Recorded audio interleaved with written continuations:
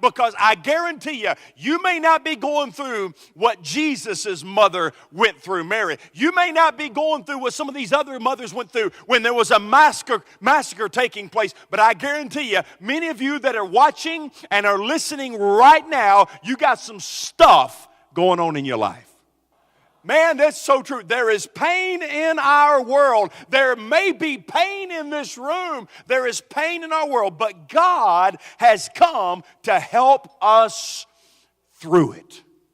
Be aware, and man, your life may be going great. Man, you are experiencing the blessings and the favor of God in your life right now, and all is well, and you find yourself on a mountaintop. But while you find yourself on a mountaintop, there may be somebody sitting next to you, or in front of you, or behind you, or somebody at work that's really upset and ill all the time, and you don't know why. I'll tell you why, because you don't know what's going on in their life. Listen, you may be experiencing a mountain, but others are in the valley right now. Guys, we need to hear this before we go on any further, because some people have this idea, well, you know, if I've got suffering, if I'm going through a tough time, or I'm hurting, or I'm in pain, it must mean that I'm not living for Jesus. No. It may not be that at all. It may be that you are just in a valley right now, because the Bible tells us that every single one of us, no matter whether we're Christ followers or not, we're going to get rained on sometimes. That He'll be with us. He does guarantee that as we go through the difficult times, here's the good news, as we go through the difficult times, He's going to be right there in the midst of it with us. I mean, Jesus, listen, I don't care what you're going through right now. Jesus has been through it. Jesus has experienced it. You say, man, somebody that I loved and I thought loved me has stabbed me in the back right here at Christmas time. Jesus knows all about that. Man, I thought this guy that I loved, and man, we were best buddies and all. I thought he would come to my rescue and come to my side and encourage me. Instead, he fled away from me in my time of need. Jesus knows all about that. You said, oh, but Pastor, you don't know the suffering and the pain that I've gone through. Man, I'm hurt deep right now. Jesus knows all about that. I want you to think with me of the uncertainty in the life of Mary and Joseph. I mean, they packed up their bags, their belongings, and in the middle of the night, and they headed towards Egypt. They didn't know where they were going. They didn't have a clue. They just knew they were going to eat. They didn't know where they were going to stay. They didn't know exactly where they were going to end up.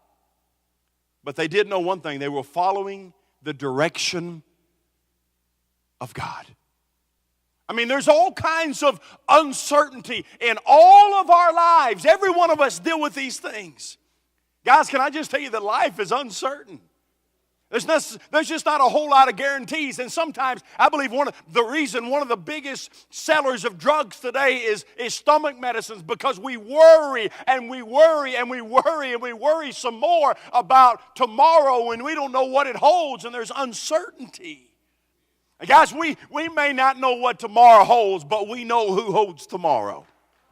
Emmanuel, you see that word a lot at Christmas, God with us. Can I just give you a word of encouragement today? No matter where you are in your life, no matter how much uncertainty you have, if you are a child of the living God, listen, our God is Emmanuel, and He said He will be with you every step of the way. God never called Ronnie Coleman. God never called you to figure out the next step. As a child of God, listen, God's will is not as much about tomorrow as God's will is about today. God doesn't want you to figure out what next is. God wants you to obey Him and acknowledge Him in the present. And if you'll acknowledge God in the present, God said, I will open up the doors of heaven. I will bless you. I will direct your path. Let me do what I do, and you do what you're supposed to do.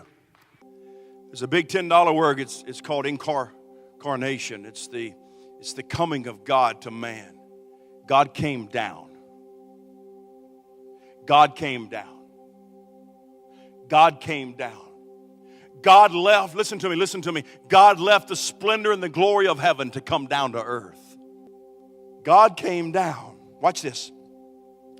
God came down to help us up.